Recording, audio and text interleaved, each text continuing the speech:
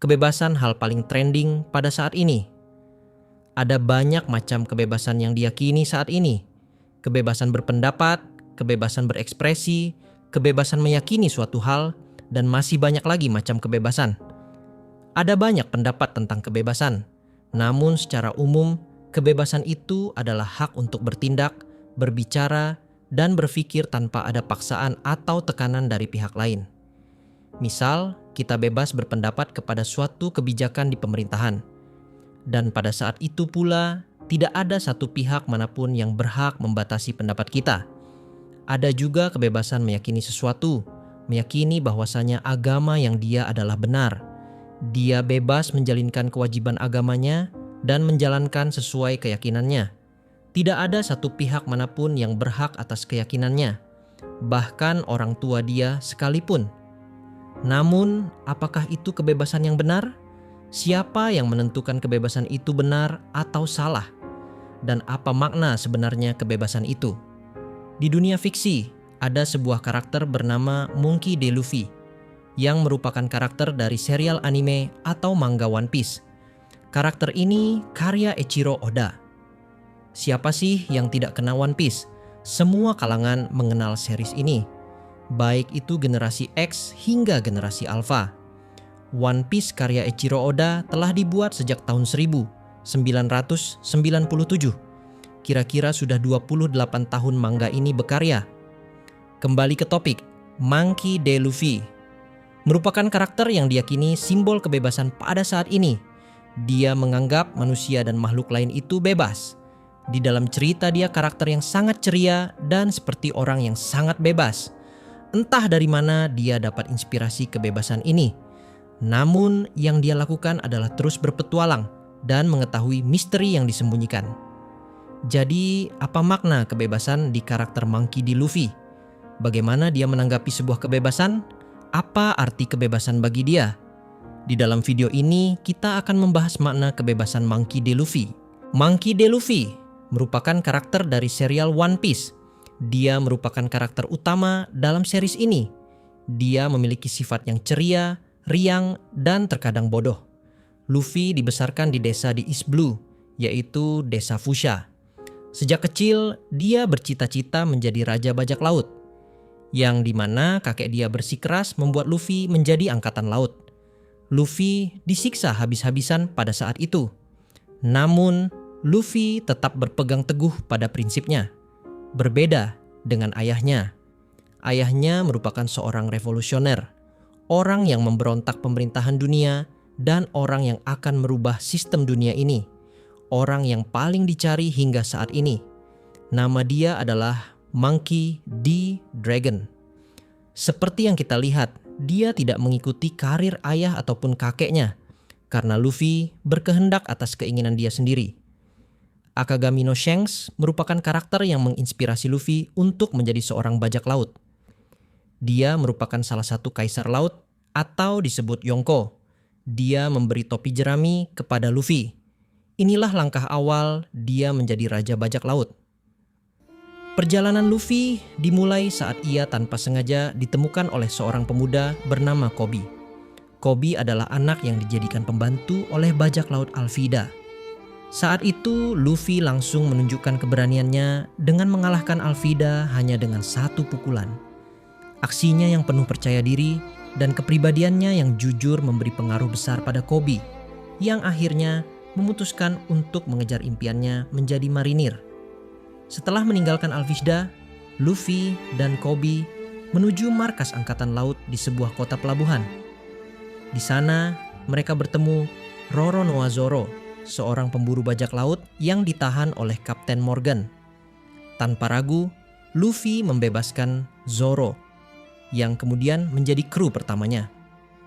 Inilah awal mula pembentukan kru topi jerami, bajak laut yang kelak mengubah dunia.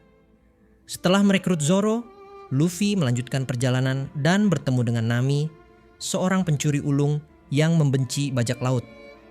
Awalnya Nami menipu Luffy, tapi keduanya akhirnya bekerja sama untuk mengalahkan bajak laut Buggy, si badut kanibal, dengan kekuatan bara-bara Nomi. Petualangan berlanjut ke desa Sirup, di mana mereka bertemu Usopp, seorang pembohong yang bercita-cita menjadi pejuang pemberani seperti ayahnya, Yasop, anggota kru Shanks. Di desa itu, mereka harus menghadapi Kapten Kuro, seorang bajak laut licik yang berusaha merebut harta keluarga kaya sahabat Usopp. Setelah berhasil menggagalkan rencana jahat Kuro dan menyelamatkan desa, Kaya yang berterima kasih menghadiahkan mereka sebuah kapal Going Merry, kapal legendaris pertama kru topi jerami. Kapal itu menjadi rumah dan saksi petualangan mereka melintasi East Blue dan lautan Grand Line yang penuh misteri. Dengan kru yang kini terdiri dari Luffy, Zoro, Nami, dan Usopp, serta kapal Going Merry, mereka resmi menjadi kru bajak laut yang sesungguhnya. Namun bagi Luffy, ini baru awal dari segalanya. Cita-citanya masih jauh, menemukan One Piece dan menjadi raja bajak laut sejati. Luffy bukan hanya kuat karena kekuatan Gum-Gum no Mi miliknya, tapi karena hatinya yang tak pernah goyah. Ia menginspirasi orang-orang di sekitarnya dengan keberanian, tawa, dan keteguhannya pada impian. Dari pertemuan kecil bersama Koby hingga mengarungi laut dengan Going Merry, perjalanan Luffy adalah kisah tentang persahabatan, kebebasan, dan tekad baja. Banyak karakter fiksi yang mendambakan kebebasan. Monkey D. Luffy salah satunya. Dengan pembawaan karakter yang periang, dia seringkali mengatakan tentang kebebasan. Bajak laut adalah orang yang paling bebas. Itulah yang acap kali Luffy katakan. Luffy menjalani kehidupan sesuai dengan keinginannya sendiri. Dia menjadi bajak laut bukan karena harta ataupun kekuasaan.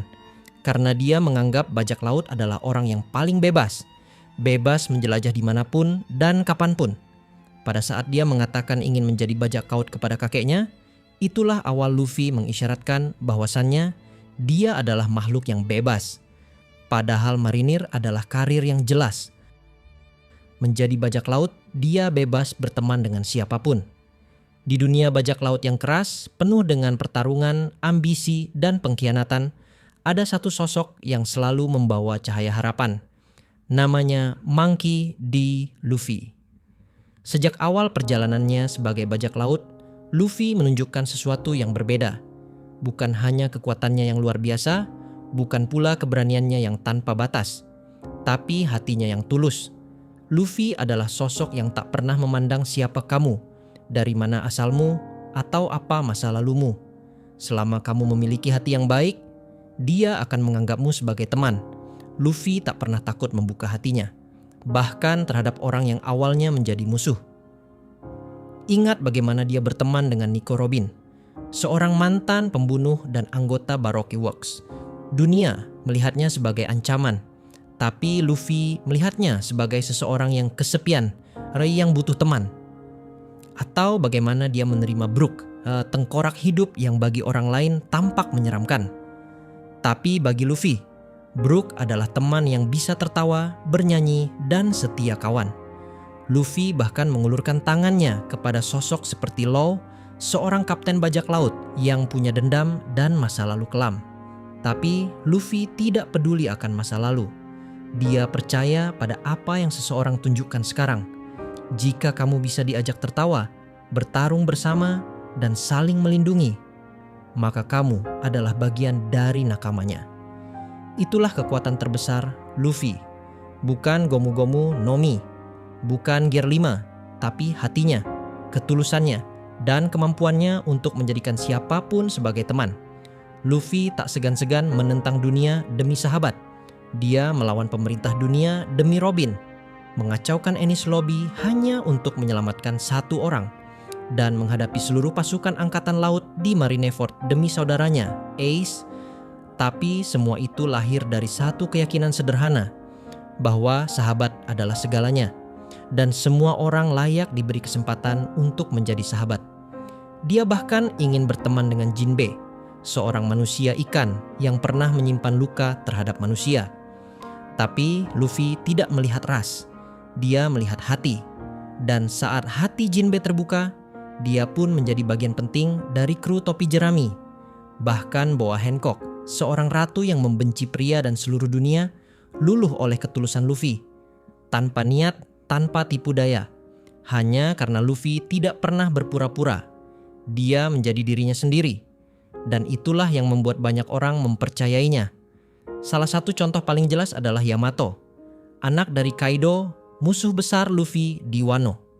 Bagi kebanyakan orang, Yamato akan dianggap sebagai ancaman. Anak dari seorang tiran, penguasa yang menindas negeri. Tapi tidak bagi Luffy. Luffy melihat Yamato sebagai seseorang yang ingin bebas, seseorang yang ingin menjadi Oden. Dan yang paling penting, seseorang yang ingin berteman. Dan tanpa ragu, Luffy menerima Yamato. Bukan sebagai anak musuh, tapi sebagai kawan. Berikut kita lihat ketika Yamato teringat bagaimana tekad Luffy adik es yang diceritakannya waktu dulu. Narusa, ore wa kaizoku ni natte katte kachimakutte saikou no meisei o te ni ireru. Sore dake ga ore no ikita akashi ni naru. 世界中の奴らが俺の存在を認めなくても、どれほど嫌われても大海賊になって見返してやんのさ。莫大な財宝が噂される最後の島に西部が行くなっつってんだよ。お宝の噂も真実味が増す。たどり着けば名実ともに俺たちは世界一の海賊団だ。世界一。そうか。よーし。そうさ。そしたら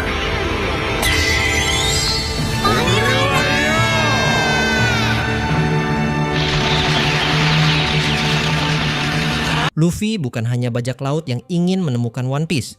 Dia juga ingin membangun dunia di mana orang bisa tertawa bersama. Dunia di mana tidak perlu saling curiga. Dunia di mana kamu bisa berteman dengan siapapun, bahkan jika kamu berasal dari tempat yang sangat berbeda. Inilah pesan yang selalu dibawa Luffy dalam perjalanannya. Kita semua bisa berbeda, tapi jika kita saling percaya, saling jujur, dan saling melindungi, kita bisa menjadi sahabat. Dan itulah mengapa di setiap pulau yang dia singgahi, Luffy tidak hanya meninggalkan jejak petualangan, tapi juga jejak persahabatan. Karena bagi Luffy, menjadi Raja Bajak Laut bukan hanya soal kekuasaan, tapi tentang memiliki kebebasan sejati dan memiliki teman sejati di sepanjang jalan. Luffy bebas secara spiritual dan emosi. Luffy bebas secara utuh atas emosi, pikiran, dan perasaannya. Dia orang yang jujur dalam segala hal. Berbohong bukanlah cara dia. Dia tidak peduli terhadap jabatan dan status. Tenryubito, Marinir, Shichibukai, dan Yonko. Luffy tidak tunduk pada mereka. Ada momen Luffy memukul wajah Tenryubito tanpa ragu. Padahal tindakan itu berbahaya, tapi itulah Luffy, dia akan menghajar siapapun yang merenggut kebebasan seseorang. Luffy juga tidak mau terdoktrin dengan siapapun. Bajak laut memiliki tradisi menindas, merampas, dan berkuasa di suatu wilayah. Namun disinilah Luffy berbeda. Dia menganggap bajak laut adalah orang yang paling bebas. Dia lebih memilih bajak laut sebagai penyelamat dibandingkan merampas. Dia tidak peduli doktrin orang-orang. Jika dipikir ironis sekali seorang bajak laut menyelamatkan seseorang. Selain dia yang bebas, dia akan membebaskan orang lain. Perjalanan pembebasan itu dimulai dari kisah sederhana, dari kapal bajak laut kecil milik Alvida. Di sana, seorang anak laki-laki bernama Koby hidup dalam ketakutan. Dipaksa menjadi pelayan, dipukul, dihina, dan dipaksa mengubur mimpinya. Namun segalanya berubah ketika Luffy datang. Tanpa rencana besar, tanpa pamrih. Ia meninju sang tiran, membebaskan Koby, dan menyalakan kembali bara semangat dalam diri anak itu. Dari situlah segalanya dimulai. Luffy tak hanya mencari One Piece. Ia menyebarkan api kebebasan. Petualangannya membawanya ke langit, ke pulau misterius bernama Skypiea. Di sana, para penduduk hidup dalam ketakutan di bawah kekuasaan Dewa Enel, penguasa langit yang menganggap dirinya lebih tinggi dari manusia. Enel menggunakan kekuatan petir untuk menundukkan semua yang menentangnya. Tapi Luffy, ia tidak tunduk pada siapapun. Dengan tubuh yang tak bisa dialiri listrik dan semangat yang tak bisa dipadamkan, ia melawan dewa itu dan menang. Bukan untuk dirinya sendiri, tapi demi penduduk Skypiea yang telah lama melupakan arti kebebasan. Namun dunia bawah tidak kalah kejamnya. Di Dressrosa, negeri penuh warna dan tawa palsu, penderitaan tersembunyi di balik senyum boneka. Doflamingo, seorang Shichibukai, mengendalikan segalanya dengan benang kekuasaan. Ia memanipulasi raja, mengubah rakyat menjadi budak, dan menjadikan negeri itu panggung kebohongan. Tapi ketika Luffy tiba, semuanya berubah. Ia bukan hanya melawan Doflamingo secara fisik, tapi juga merobek tirai kepalsuan. Bersama Law dan sekutunya, Luffy memimpin pemberontakan, mengguncang tahta kezaliman, dan akhirnya menjatuhkan sang tiran. Dressrosa kembali ke tangan rakyatnya, namun ujian terbesar datang di negeri samurai, Wano. Negeri tertutup, penuh budaya dan sejarah, namun dijerat dalam belenggu kekuasaan Orochi dan Kaido, sang kaisar laut. Rakyat ditindas, keluarga dihancurkan, dan negeri itu menjadi ladang tangisan. Tapi Luffy tidak tinggal diam. Meski dipenjara, disiksa, bahkan nyaris kehilangan nyawanya, ia tidak menyerah. Ia bangkit. Ia bersatu dengan para samurai, para ninja, dan rakyat yang tak lagi ingin diam.